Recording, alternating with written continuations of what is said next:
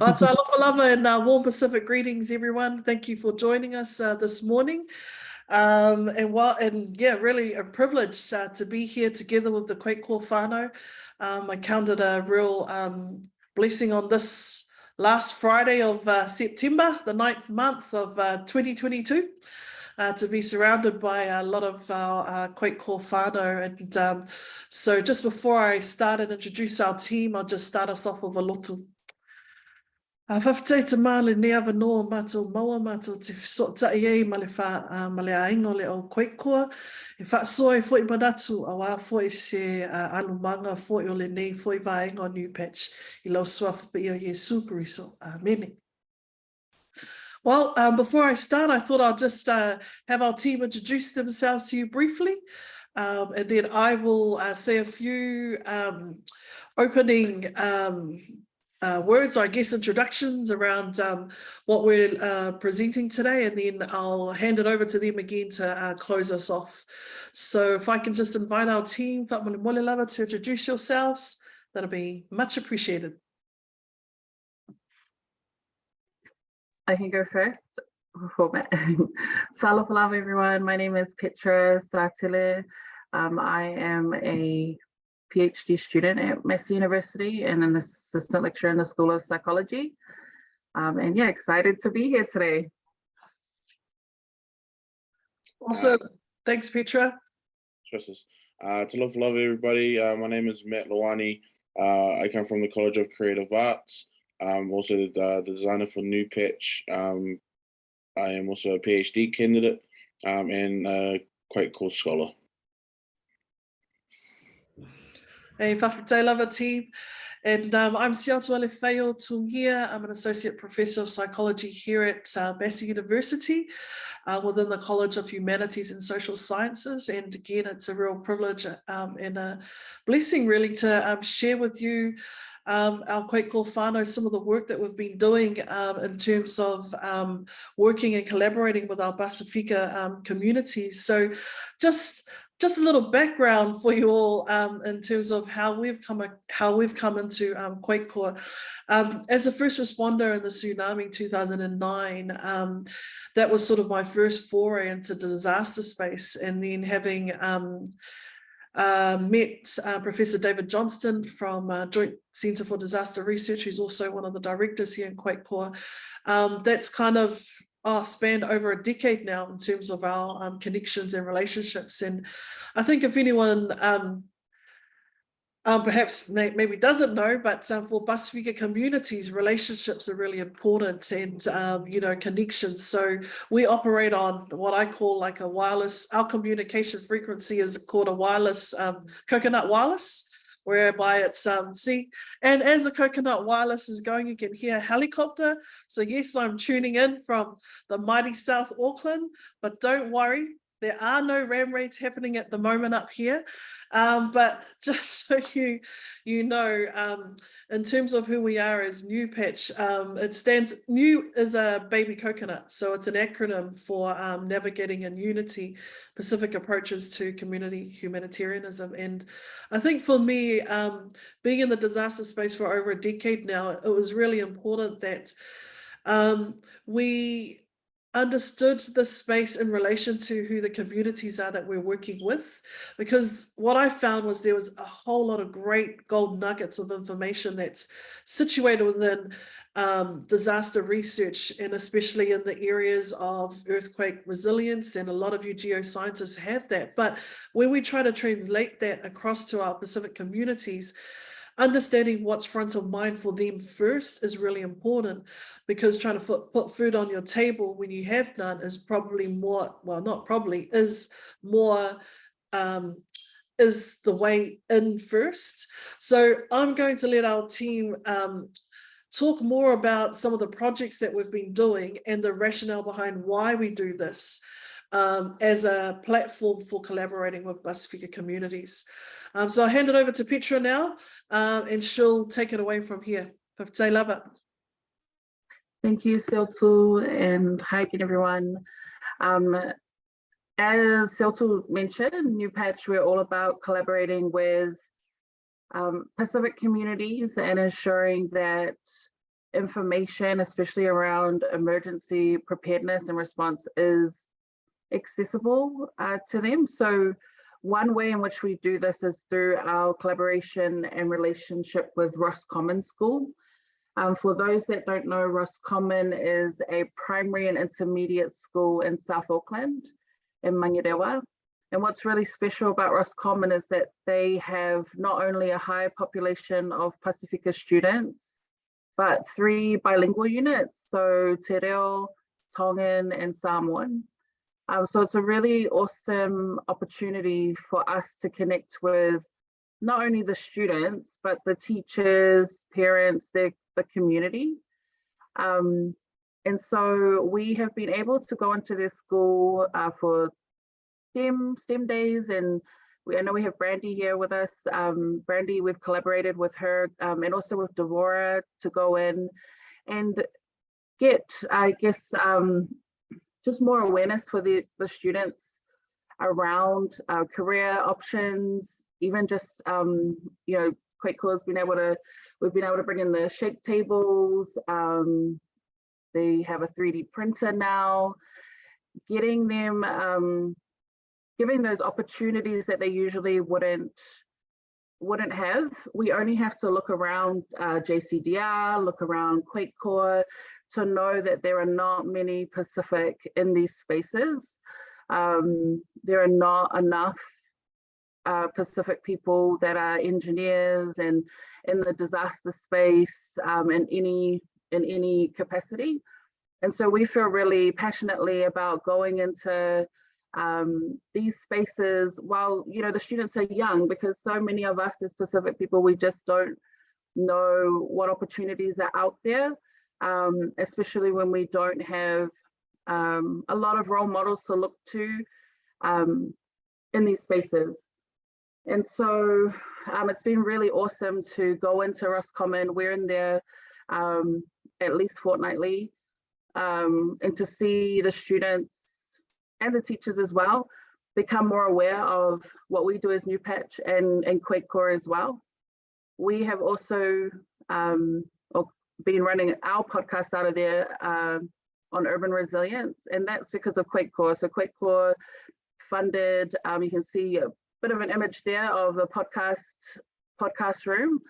QuakeCoRE was able to fund this space for the students to run a podcast on urban resilience, and they QuakeCoRE provided the equipment, the room. It's a really amazing space, and the students are able to fully run the podcast themselves, hosting it, running the tech side. So if you're in Auckland and QuakeCoRE, we definitely will be getting you in there at some point. But it's such an awesome opportunity for these students to try out new things, and even the teachers as well, and learn about these things that they wouldn't otherwise have the opportunity to do so, and really open up, not only through trying it in the podcast room, but having guests come in and hearing about what their careers are, what their education pathway was, to get just those opportunities on their radar.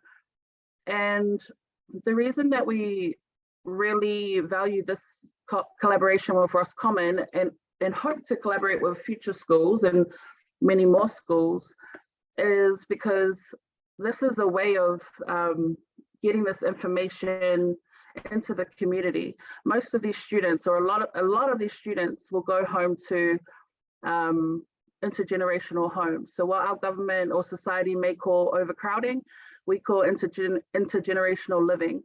And they will go home and discuss what they've learned at school, and what they've learned about emergency preparedness, and what to do in a disaster, what to do in an earthquake. And they're able to share that not only with their parents, but their grandparents, and maybe cousins and uncles and aunties as well. So today we really just wanted to highlight like how important it is for information to get into the communities when it comes to disaster. And a really good way to do that is to go through the schools. We don't just go into any school, and we don't focus on going into like a high number of schools. It's really important to build that rapport and that relationship. So we've been able to do that with Roscommon, and for now, and we'll be increasing that. But for now, it's just so important to us to build that relationship. So I'll pass it over to Matt, who's going to give, I guess, the best example of, you know, what it is to have information and it not be accessible to communities, and how we can go about making sure that that information gets out there.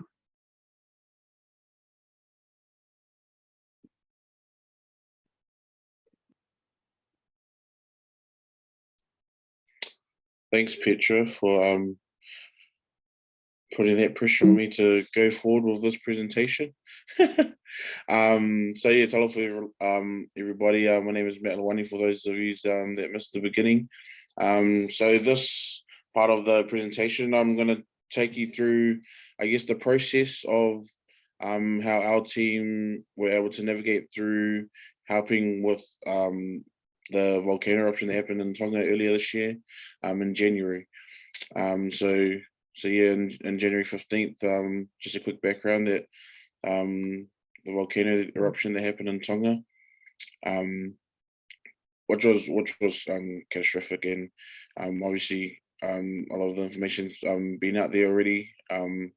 So I guess what happened when the eruption happened not long after T-Surge, which was a group of New Zealand's top geoscientists got together, where NIUPATCH was invited as well.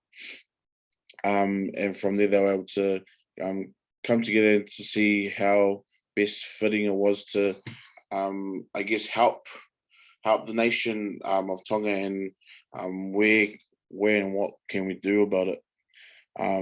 So to put in a gist, we were able to combine and to see if we could collaborate design and the information that our scientists were able to put together, and to see if that would make a difference, I guess, in helping the people on the ground, especially in Tonga, to give them a better understanding of what they can't or should not be doing around the ashfall area with the eruption. So going forward with this, I guess, presentation, I'm going to be talking from a design perspective of how the work that we were able to do collaboratively, and to look at the process that I guess was unconscious but conscious at the time, as well as understanding that this was work that was done in crisis response time. So looking at a 24 to 48 hour turnaround, and I'll talk a bit more about that in the next few slides. So got the information. So with this slide, the meeting happened, and then we were asked if we could find a way to, I guess, put all this information that our scientists were that collectively had, and to see how we could, I guess, showcase the most effective information that was in there onto something that people will be able to basically understand. So straight away, when we were talking about design, I thought of infographics, as well as my team. So then from there, I went through a lot of the infographics that were going around with the COVID-19 response times, and that goes with the top. If we look at the top two left, red with vaccine and unvaccine, I was looking more at not the colors, but the fonts that we used, as well as the icons that they used as well. Something that was simple but effective. So then we look at the next image that we have next to it is an infographic of this, and the style of it is something that I thought was effective. So then I took it back to the team to bring these four images to see what it would look like if we were to combine these these things together in terms of color, typography, and icons as well. So if we fast forward to that, to the right side, combining pretty much these four things is how we came about with the final design. And that's pretty much the ball of it. This is something that as a designer, I guess would take maybe weeks to months to, I guess, produce. But when we look at the time span that we only really had 48 hours to get this completed and get this running. And we were fortunate enough to have friends of friends through our communities, through relationships outside of our working group, that this was taken to like the higher people, and we're fortunate enough to get this printed maybe over 4,000 times now. It's been traveled over to Tonga onto the ground in gift boxes for our people out there. So very fortunate that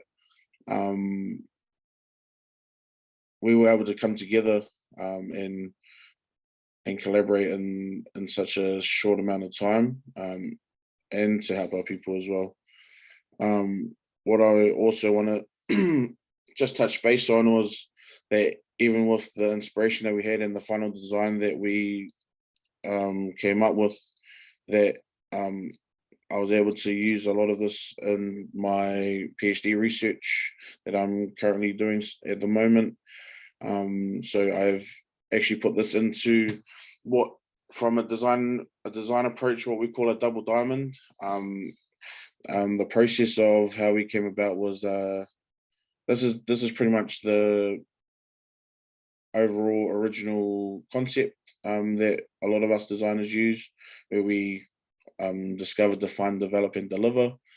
But after, I guess, reflecting with my team and looking back at the work that we've done, there were a lot of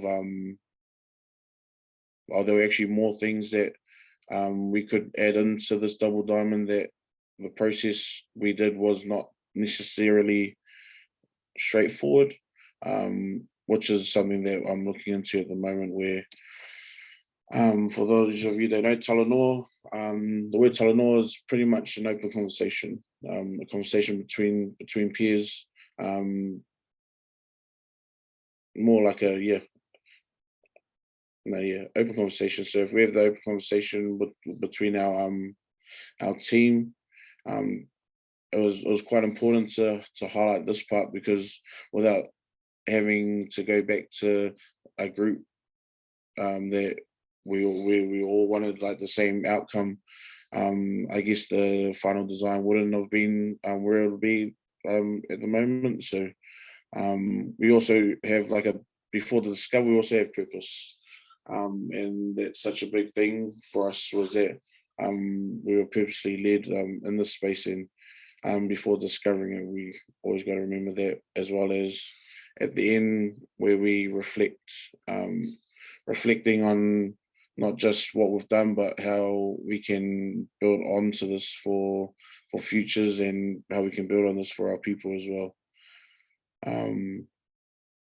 So that's pretty much me from our research side for NIUPATCH, and how we went about going with the Tonga eruption in our infographics. So yeah. Malo lava, Matt, and malo lava, Petra.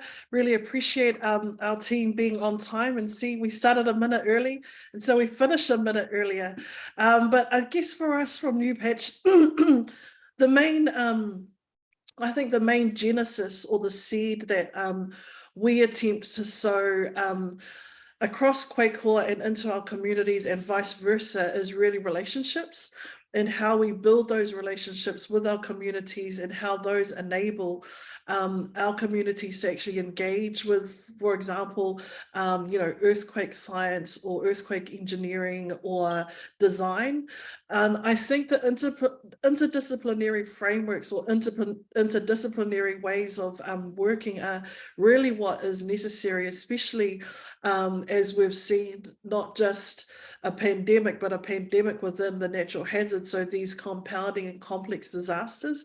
We've got Carol here, who's our volcano guru, but essentially how it worked is that I did one meeting with T-Surge, listened to everything, put on the spot, hey Carol, and then asked T-Surge to share.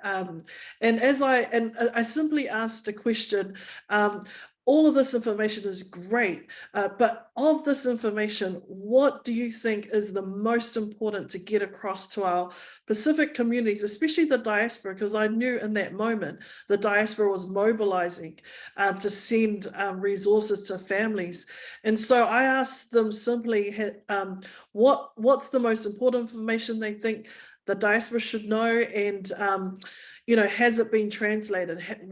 Has it been translated? And then it was the response I got from the geoscientists was like actually, we hadn't ever thought of that. And to me, I thought it was a given. And I think what I'm trying to stress here is the importance of being interdisciplinary and the diversity of our backgrounds. So even though I'm a psychologist and you might be a volcanologist, Carol, or a geologist and an earthquake engineer, it's the different perspectives that we bring that I think is what we need going forward now to build forward better in this whole new global environment that we're navigating. And so a podcast in a South Auckland school might seem like far removed from QuakeCoRE, but for me, it's the obvious way of engaging with the community so that seeds can be sown for these children early. Families can start to think of, earthquake resilience. They reciprocated, this school reciprocated by producing a shakeout video that actually got an award. And it was their way of saying thank you to QuakeCoRE for this amazing gift, but at the same time, QuakeCoRE was like, wow, thank you for this video, which was the first of its kind. It's the first specific video profiling a shakeout. And I think for me, this is the way that we've got to do things going forward. It's about looking at what communities really need right now. So if they need food on the table, how are we going to engage them in that process first? So instead of coming at them with the geoscience information first, we come at them with the need that they need to resolve. And they were looking for funding for this podcast room. I just happened to come across it and think, hey, here's a great connection. And how can we resolve that together? So as we work together, we then started to collaborate more, and Brandy and the team and Devora came down, and STEM science is now, while STEM science is everywhere, I think for the Pacific community, a lot of it is in IT, but I think here in the geoscience space is where we really could make a difference, especially with our new generation of young scientists that are really keen to get involved. We need to show them the options. And so as our diverse community in QuakeCoRE come into the podcast room, they share their stories, the children listen, the community listens, people start to get interested and the relationships get stronger. And in that, we begin to form a Pacific collective within QuakeCoRE, and not just QuakeCoRE, but throughout the QuakeCoRE community. So I think for me, this is just a small bit about what we do. We're doing more and more work going forward across the region as well, having run what we call Talanoa Hubs. It's Humans United Beyond Border Symposiums in Tonga for a number of years, which is why we could do and reach out to the community partners who translated this and who happened to have the Speaker of the House with them in their community hub who saw it. So the reason we were able to turn this around so fast is because those relationships were already established prior to the actual disaster itself, and the same process we have in Samoa with our partnership there. And so that's it from me.